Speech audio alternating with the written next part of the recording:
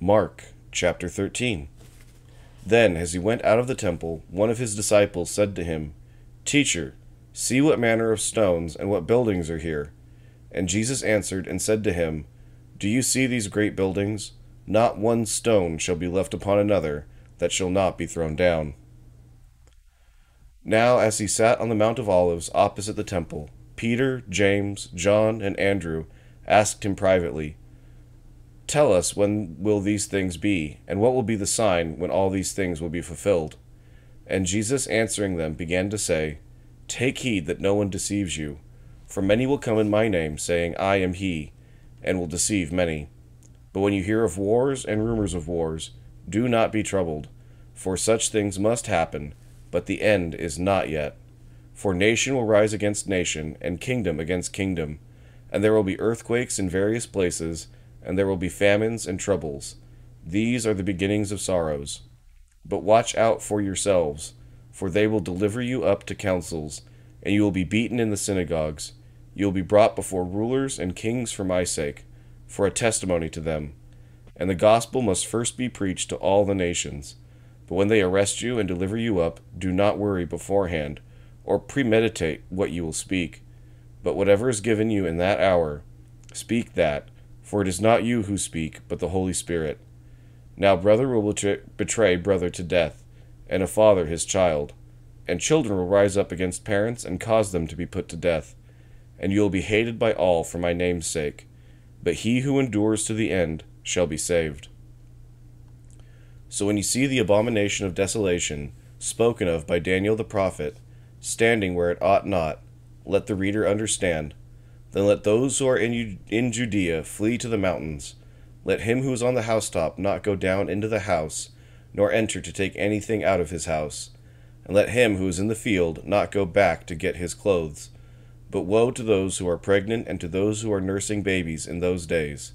And pray that your flight may not be in winter. For in those days there will be tribulation, such as has not been since the beginning of the creation, which God created until this time, nor shall ever be. And unless the Lord had shortened those days, no flesh would be saved, but for the elect's sake, whom he chose, he shortened the days. Then if anyone says to you, Look, here is the Christ, or Look, he is there, do not believe it, for false Christs and false prophets will rise and show signs and wonders to deceive, if possible, even the elect. But take heed, see, I have told you all things beforehand. But in those days, after that tribulation, the sun will be darkened, and the moon will not give its light. The stars of heaven will fall, and the powers in the heavens will be shaken. Then they will see the Son of Man coming in the clouds with great power and glory. And then he will send his angels and gather together his elect from the four winds, from the farthest part of the earth to the farthest part of heaven. Now learn this parable from the fig tree. When its branch has already become tender and puts forth leaves, you know that summer is near. So you also, when you see these things happening, know that it is near, at the doors. Assuredly I say to you, this generation will by no means pass away till all these things take place. Heaven and earth will pass away, but my words will by no means pass away. But of that day and hour no one knows, not even the angels in heaven, nor the Son, but only the Father. Take heed, watch and pray, for you do not know when the time is. It is like a man going to a far country, who left his house and gave authority to his servants, and to each his work, and commanded the doorkeeper to keep watch. Watch therefore, for you do not know when the master of the house is coming, in the evening, at midnight, at the crowing of the rooster, or in the morning, lest coming suddenly he find you sleeping. And what I say to you, I say to all, watch.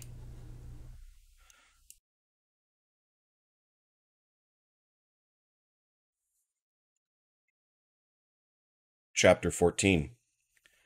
After 2 days it was the Passover and the feast of unleavened bread, and the chief priests and the scribes sought how they might take him by trickery and put him to death. But they said, Not during the feast, lest there be an uproar of the people. And being in Bethany, at the house of Simon the leper, he sat at the table. a woman came having an alabaster flask of very costly oil of spikenard. Then she broke the flask and poured it on his head. But there were some who were indignant among themselves, and said, "Why was this fragrant oil wasted? For it might have been sold for more than 300 denarii and given to the poor."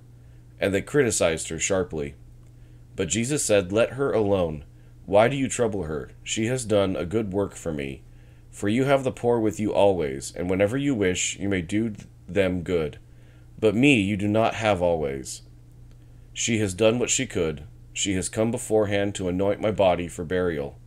Assuredly I say to you, wherever this gospel is preached in the whole world, what this woman has done will also be told as a memorial to her." Then Judas Iscariot, one of the 12, went to the chief priests to betray him to them. And when they heard it, they were glad, and promised to give him money. So he sought how he might conveniently betray him.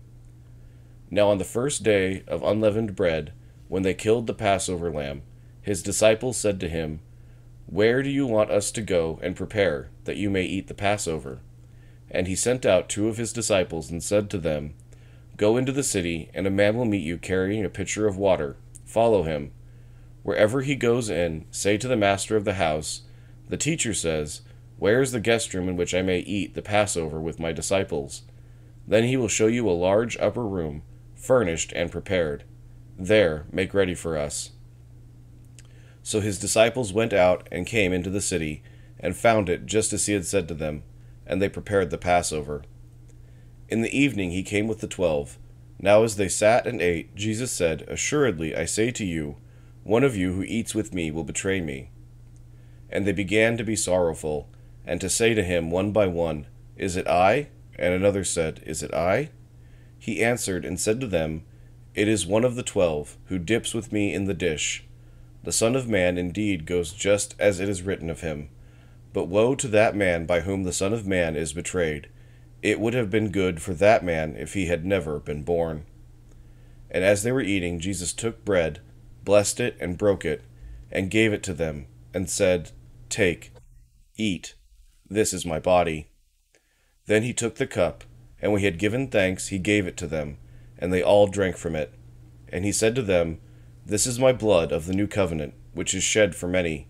Assuredly I say to you, I will no longer drink of the fruit of the vine until that day when I drink it new in the kingdom of God." And when they had sung a hymn, they went out to the Mount of Olives. Then Jesus said to them, "All of you will be made to stumble because of me this night, for it is written, I will strike the shepherd, and the sheep will be scattered. But after I have been raised, I will go before you to Galilee." Peter said to him, "Even if all are made to stumble, yet I will not be." Jesus said to him, "Assuredly I say to you that today, even this night, before the rooster crows twice, you will deny me 3 times. But he spoke more vehemently, "If I have to die with you, I will not deny you." And they all said likewise. Then they came to a place which was named Gethsemane, and he said to his disciples, "Sit here while I pray." And he took Peter, James, and John with him, and he began to be troubled and deeply distressed. Then he said to them, "My soul is exceedingly sorrowful, even to death. Stay here and watch." He went a little farther and fell on the ground, and prayed that if it were possible, the hour might pass from him. And he said, "Abba, Father, all things are possible for you. Take this cup away from me. Nevertheless, not what I will, but what you will." Then he came and found them sleeping, and said to Peter, "Simon, are you sleeping? Could you not watch 1 hour? Watch and pray, lest you enter into temptation. The spirit indeed is willing, but the flesh is weak." And again he went away and prayed, and spoke the same words. And when he returned, he found them asleep again, for their eyes were heavy, and they did not know what to answer him. Then he came the 3rd time, and said to them, "Are you still sleeping and resting? It is enough. The hour has come. Behold, the Son of Man is being betrayed into the hands of sinners. Rise, let us be going. See, my betrayer is at hand." And immediately while he was still speaking, Judas, one of the 12, with a great multitude with swords and clubs, came from the chief priests and the scribes and the elders. Now his betrayer had given them a signal, saying, "Whomever I kiss, he is the one. Seize him and lead him away safely." As soon as he had come, immediately he went up to him and said to him, "Rabbi, Rabbi," and kissed him. Then they laid their hands on him and took him. And one of those who stood by drew his sword and struck the servant of the high priest, and cut off his ear. Then Jesus answered and said to them, "Have you come out as against a robber, with swords and clubs to take me? I was daily with you in the temple teaching, and you did not seize me. But the scriptures must be fulfilled." Then they all forsook him and fled. Now a certain young man followed him, having a linen cloth thrown around his naked body. And the young men laid hold of him, and he left the linen cloth and fled from them naked. And they led Jesus away to the high priest, and with him were assembled all the chief priests, the elders, and the scribes. But Peter followed him at a distance, right into the courtyard of the high priest, and he sat with the servants and warmed himself at the fire. Now the chief priests and all the council sought testimony against Jesus to put him to death, but found none. For many bore false witness against him, but their testimonies did not agree.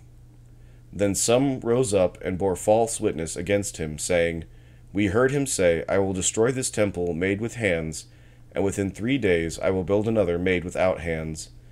But not even then did their testimony agree. And the high priest stood up in the midst and asked Jesus, saying, 'Do you answer nothing? What is it these men testify against you?' But he kept silent and answered nothing. Again the high priest asked him, saying to him, 'Are you the Christ, the Son of the Blessed?' Jesus said, 'I am, and you will see the Son of Man sitting at the right hand of power, and coming with the clouds of heaven.' Then the high priest tore his clothes and said, 'What further need do we have of witnesses? You have heard the blasphemy. What do you think?' And they all condemned him to be deserving of death. Then some began to spit on him, and to blindfold him, and to beat him, and to say to him, 'Prophesy!' And the officers struck him with the palms of their hands. Now as Peter was below in the courtyard, one of the servant girls of the high priest came. And when she saw Peter warming himself, she looked at him and said, 'You also were with Jesus of Nazareth.' But he denied it, saying, 'I neither know nor understand what you are saying.' And he went out on the porch, and a rooster crowed. And the servant girl saw him again, and began to say to those who stood by, 'This is one of them.' But he denied it again. And a little later those who stood by said to Peter again, 'Surely you are one of them, for you are a Galilean, and your speech shows it.'